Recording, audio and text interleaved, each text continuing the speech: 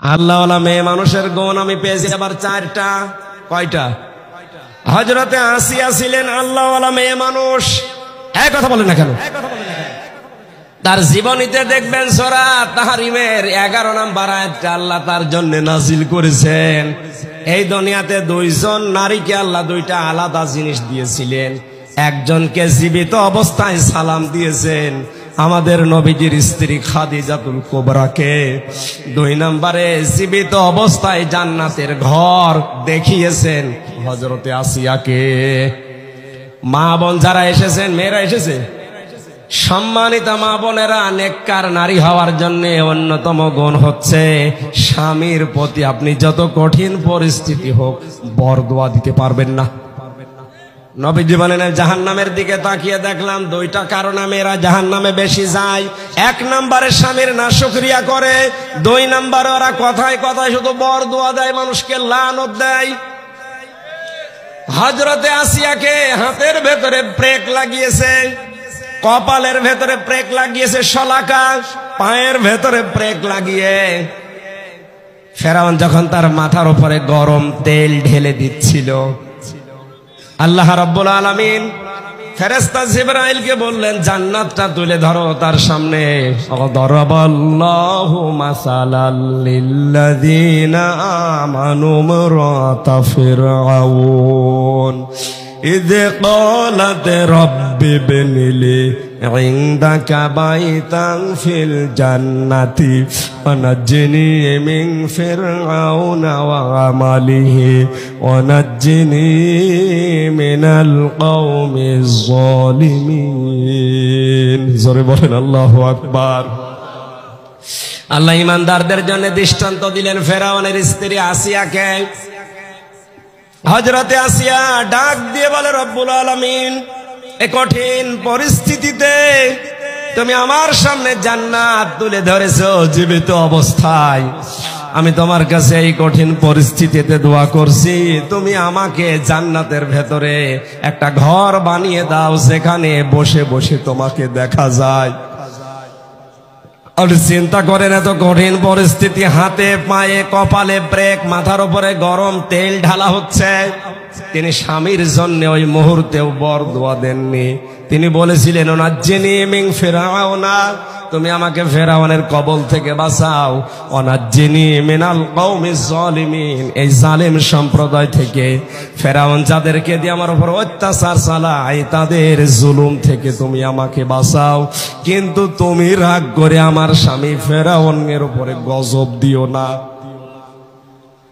বাংলার মেয়েরা, এত কঠিন শাস্তি দেওয়ার পরেও যিনি স্বামীর উপরে বরদোয়া দেননি, তিনি বলেছিলেন আল্লাহ তুমি আমাকে বাঁচাও, কিন্তু আমার স্বামীকে তুমি গজব দিয়ে ধ্বংস করো না। এ কি ভালো স্বামী? কথা বলেন। এ পৃথিবীতে ফেরাউনের মতো স্বামী কারো হয়েছে কিনা আমি জানি না, কিয়ামত পর্যন্ত মনে হয় হবেও না। এত বড় ভয়ঙ্কর স্বামী শাস্তি অবস্থায় যদি বরদোয়া না দেয়, আপনার একটা সাবান কম হলে আপনি বরদোয়া দেন, গালি দেন, আপনি মানুষ, আপনি আবার নেককার দাবি করছেন। 2 নম্বর, যাদের চরিত্র মহিলাদের জন্য আদর্শ বলা হয়েছে 6 জন কথা আমি লিখেছিলাম এখানে, তার 6 নম্বরে হযরতে ফাতেমাতুজ জোহরা। ফাতেমাকে আল্লাহ 2টা কারণে জান্নাতের নেত্রী বানিয়েছেন। 1 নম্বরে তার সারাটা জীবনে তিনি পর্দা লঙ্ঘন করেননি। 2 নম্বরে তিনি যতদিন বেঁচে ছিলেন স্বামীর মনে দুঃখ দেননি। একবার একটু দুঃখ পেয়েছিল, সঙ্গে সঙ্গে তিনি পরিবর্তন করে নিয়েছেন নিজেকে।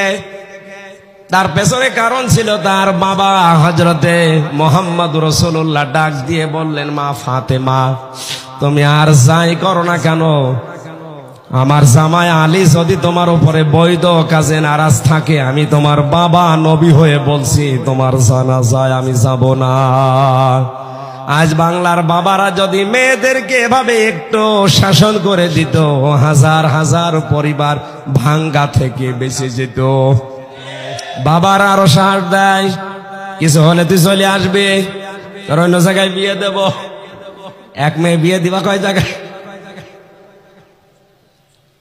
মালের যে 9টা ব্যাখ্যা আমার গলায় বাস্তবতার দিকে তাকিয়ে আমি যেতে পারছি না। প্রথমে ফ্যানটা দিয়ে আমার অবস্থা খারাপ করি, যেমনি শরীর চলছে না। আচ্ছা, এই যে বন্ধ করতে বলবো, আমারও মনে ছিল না। আমি মালগুলোর পুরা ব্যাখ্যা, মাল মানে কি উল্টা পাল্টা দিকে নিয়ে যাবেন না। হ্যাঁ, মাল মানে সম্পদ, এটা আবার 9 প্রকার। প্রথমে 1 প্রকার মালের নাম নবীজি জানিয়েছেন, দুনিয়ার সবই মাল, সবই সম্পদ। উত্তম সম্পদ নেককার মহিলা। নেককার মহিলা কোনোদিন স্বামীকে বরদোয়া দেয় না। স্বামী যে কাজে খুশি থাকে, জায়েজ হলে ওই কাজে ওই মহিলা খুশি থাকে। স্বামীর সম্পদ এবং সন্তানকে ইসলামের পথে চালানোর জন্য চেষ্টা করে, আর স্বামীকে খুশি রাখার জন্য নিজের সর্বোচ্চ বিলিয়ে দেয়। আল্লাহ যেন মেয়েদেরকে ফাতেমার মতো হওয়ার তৌফিক দেন, আমিন। মা বোন যারা নামাজ পড়েন, শাড়ি পরে আপনার নামাজ অধিকাংশই হয় না। এখন একটা নতুন পোশাক বের হচ্ছে, কি যেন খিমার নাকি নাম। এইটা আপনার এই চুল থেকে শুরু করে পুরা বডি ঢেকে যায়। নিয়ামতুল্লাহ নিজামী যেহেতু ব্যবসা করে বিভিন্ন পোশাকের, এইটা একটু ভালো করে করেন, এটা তুলবেন। হাজার হাজার মেয়েদের নামাজও শুদ্ধ হয়ে যাবে আপনার কারণে। আল্লাহ যেন তৌফিক দেন, বলেন আমিন। 1000, 5000, 10,000 দিয়ে যদি আপনি শাড়ি না কিনে, এই 200-250 টাকা লাগে, এটা খুব বেশি হলেও সর্বোচ্চ 500 টাকা লাগবে, এইটা কিনে দেন, ওদের নামাজটা অন্তত শুদ্ধ হবে। আমি আগামীতে কোনো জায়গায় আসলে বাস্তবতায় এই আয়াতটা শেষ করব। এই বিআন্না লাহুমুল জান্নাহ দেওয়ার পরে ইকাতিলুনা ফি সাবিলিল্লাহ ফায়াকতুলুনা ওয়া ইউকতালুন, তাদের মারা লাগবে, মরা লাগবে। কি করে? ওই মারা এই মরা নয়। তাফসিরে যেটা আছে বিস্তারিত বলতে পারলে হয়তো আমার গলায় আর পারছে না। আমি শেষ করে দিচ্ছি, ক্ষমা চাই আজকের মতো, আমিন। বারাকাল্লাহু লানা ওয়া লাকুম ফিল কোরআনিল আযীম। মুসাফির 2 নম্বরে আমি অসুস্থ, এরপরে মাজলুম। 3টা জিনিস নিয়ে এখন আমি হাত তুলছি আপনাদের সামনে মোনাজাতের জন্য। এই বসে। একজন মহিলার জন্য 2 জন পুরুষ মানুষ ভয়ঙ্কর। নবীজি জানিয়েছেন, 1 নম্বরে দেওর, 2 নম্বরে দুলাভাই। 1 নম্বর কি? দেবর। কি? নবীজি জানিয়েছেন, এই পৃথিবীর ময়দানে দেবর হচ্ছে আজরাইলের মতো মৃত্যু সমতুল্য। আজরাইলকে যেমন দেখলে ভয় পাও, দেবর দেখলে এরকম ভয় পাবা। আর এখন দেবরের সাথে আল্লাহ রাস্তায় চলাফেরা করে। আপনি দেবরের সাথে যে যাচ্ছেন, আপনি কি নিরাপদ বলেন? বিশ্ব নবী যেখানে মৃত্যু সমতুল্য ঘোষণা দিলেন, আপনার একটু ভয় লাগে না? 2 নম্বরে দুলাভাই। 2 নম্বর কি? নবীজি দুলাভাই ছিলেন না ছিলেন না? এ কথা বলে না কেন? নবীজি নিজে দুলাভাই ছিলেন না? আল্লাহর নবী যখন দুলাভাই, তার শালী হযরতে আসমা রাদিয়াল্লাহু তাআলা আনহা এসেছিলেন তার বাড়িতে বেড়াতে, পাতলা কাপড় পরে। নবীজি তাড়াতাড়ি চোখ নিম্নগামী করলেন, ডাক দিয়ে বললেন, আসমা, তুমি কিন্তু আর ওই ছোট্ট আসমা নেই, এখন বড় হয়ে গেছো। মেয়েরা যখন বালেগা হয়ে যায়, তখন মেয়েদের উচিত একটা বড় চাদর দিয়ে তার পুরা শরীরটাকে ঢেকে রাখা। সুতরাং এই অবস্থায় তুমি আমার আর সামনে আসবা না। আর এখনকার দোলা ভাইরা বলে, তোর কিছু পড়ায় দরকার নেই। কি দুলু ভাই বলে?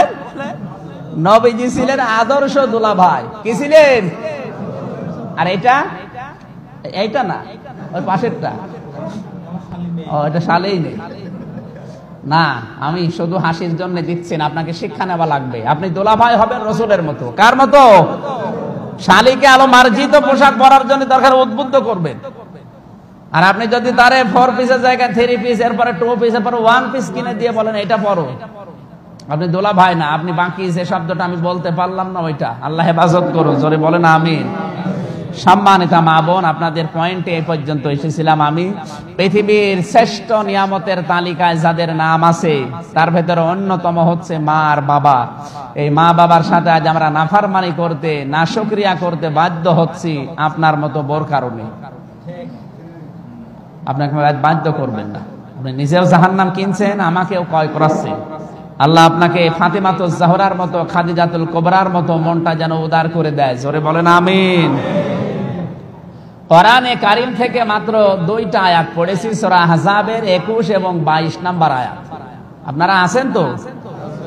2টা আয়াত পড়েছি। আয়াত যেহেতু সিরাতুন নবী লিখেছেন, আপনি সিরাতুন নবী সাল্লাল্লাহু আলাইহি সাল্লাম লিখেছেন, আমি সিরাতের উপরে কথা বলবো ইনশাআল্লাহ। আল্লাহ রাব্বুল আলামিন বলেন, লাকাদ কানা লাকুম ফি রাসূলিল্লাহি উসওয়াতুন হাসানাহ, তোমাদের জন্য মহত্তম আদর্শ লুকিয়ে রেখেছি আমি রাসূলুল্লাহর জীবনে। কার জীবনে? সবাই বলেন।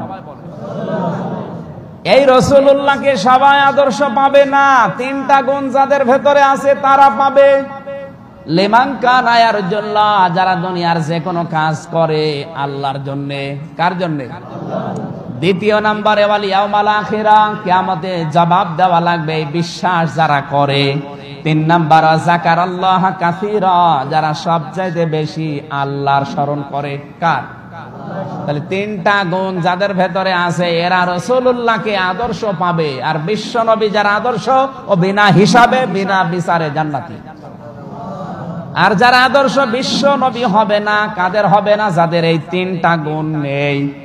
যারা যে কোনো কাজ করার আগে দেখে বাহাবা পাবো কিনা, মানুষ আমার নাম করবে কিনা, আমার নামে স্লোগান দেবে কিনা, আল্লাহর জন্য না, পৃথিবীর মানুষের জন্য, লোক দেখানোর জন্য করবে, তাদের জন্য বিশ্ব নবী আদর্শ। বলেন না কেন? দুই নম্বরে কিয়ামতে জবাব দিতে হবে আল্লাহর সামনে দাঁড়িয়ে। বিশ্বাস যাদের নেই, এমনি বলে কিয়ামত, কিন্তু জবাব দেওয়া লাগবে। এই বিশ্বাস যারা করে না, এদের জন্য নবী দিয়ে আদর্শ হবেন না। তিন নম্বরে আল্লাহর চাইতে দুনিয়ার আলোচনা যারা বেশি করে। পৃথিবীতে অনেক মানুষ এমন আছে আল্লাহর আলোচনা যতটুকু করে তার চাইতে ওর পীর সাহেবের আলোচনা বেশি করে। আপনি যদি আকাশ দিয়ে উড়িয়ে যান, তারপরও বিশ্ব নবীর মুহাম্মদুর রাসূলুল্লাহকে আপনি আদর্শ হিসাবে পাননি, পাবেনও না। আর নবী বাদ দিয়ে যদি অন্য কেউ আদর্শ হয়, আপনি বিনা বিচারে বিনা হিসাবে জাহান্নামী। আপনারা গেলাম বিচারও করবে না, হিসাব নেওয়া তো দূরের কথা, কিচ্ছু বলবে না। মারানোর পরে বলবে যা তুই জাহান্নামে চলে যা। জোরে বলেন নাউজুবিল্লাহ। আমি তো এইটা মনে হয় বানালাম নাকি? একের বুখারী শরীফ লেখার আগে ইমাম বুখারী একটা কিতাব লিখেছিলেন আদাবুল মুফরাদ, এর 6 নাম্বার হাদিসের 3 নাম্বার পয়েন্ট এটা, যারা বিশ্ব নবীকে আদর্শ হিসাবে পায়নি তারা মরণের পরে হিসাব দেওয়া লাগবে না, বিচারও আল্লাহ করবে না, বিনা হিসাবে বিনা বিচারে জাহান্নামী। জোরে বলেন নাউজুবিল্লাহ, আল্লাহ হেফাজত। তাহলে শব্দ শুরু করলেন আল্লাহ লাকাদ দিয়ে, লাম একটা কদ একটা। অবশ্যই অবশ্যই তোমাদের জন্য মহত্তম আদর্শ লুকিয়ে আছে রাসূলুল্লাহর জীবনে। কার জীবনে? শব্দের দিকে খেয়াল করেন, আল্লাহ কিন্তু এখানে মুহাম্মদ ইবনে আব্দুল্লাহ বলে নাই, বলেছে রাসূলুল্লাহ। এখন রাসূলুল্লাহ হলেন কত বছর বয়সে? উনি রাসূল হয়েছিলেন কি জন্মের পরে? কয় বছর? তাহলে আপনাকে মানা লাগবে আদর্শ হিসাবে 40 বছর থেকে যতদিন রাসূল ছিলেন। কতদিন ছিলেন? 63 বছর।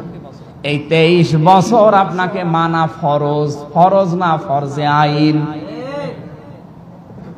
রাসূলুল্লাহকে মানা কিন্তু ফরজে আইন, নামাজ পড়ার মতোই। এই 23 বছরে যা যা করেছেন আপনাকে তাই করা লাগবে। যদি দিনাই করেন, যদি আপনি না মানতে চান, কি হবে? যালিকা বিআন্নাহুম কারিহু মা আনজালাল্লাহু ফাহাবাতা আমালাহুম। সূরা মুহাম্মদের 9 নাম্বার আয়াত। আমার নাজিল কিনা কোনো বিধান মানে না এমন না, যদি কেউ অপছন্দ করে তার জীবনের সব আমল আমি আল্লাহ নষ্ট করে দেই। জোরে বলেন নাউজুবিল্লাহ। এই জন্য বিশ্ব নবীকে মানা লাগবে। তিনি যখন নবী হয়েছেন, নবী হয়েছিলেন কিন্তু জন্মের পরে না, হয়েছিলেন 40 বছর বয়সে ছিলেন, 63 বছর বয়স পর্যন্ত তাদেরকে মানা লাগবে। আবার বলছি 40 থেকে 63 কত বছর হয়? সবাই বলেন। এর আগেও কিন্তু 23 বছর আছে তার জীবনে। 17 বছরে তিনি যখন হিলফুল ফজল তৈরি করেন, ওই থেকে 40, 17 থেকে 40 ও 23 হয়। 23 না? কিন্তু বাস্তবতা কি? আগের এই 23-এ কোনো পরিবর্ধন করতে সমাজে তিনি পারেননি, কারণ তিনি তখন রাসূলুল্লাহ না, তিনি তখন মুহাম্মদ ইবনে আব্দুল্লাহ।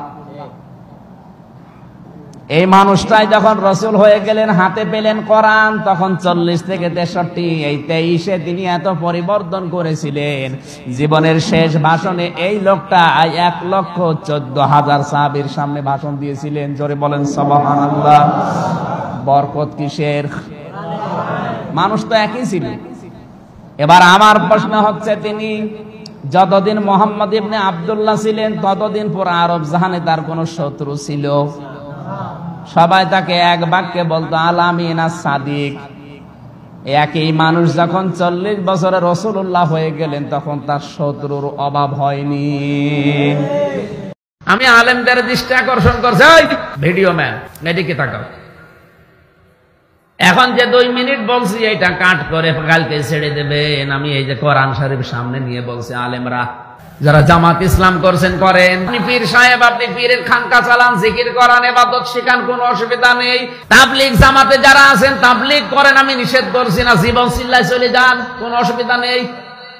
কিন্তু আপনার জীবনের একটাই টার্গেট থাকা লাগবে, বাংলাদেশে কি করে ইসলাম কায়েম হয়।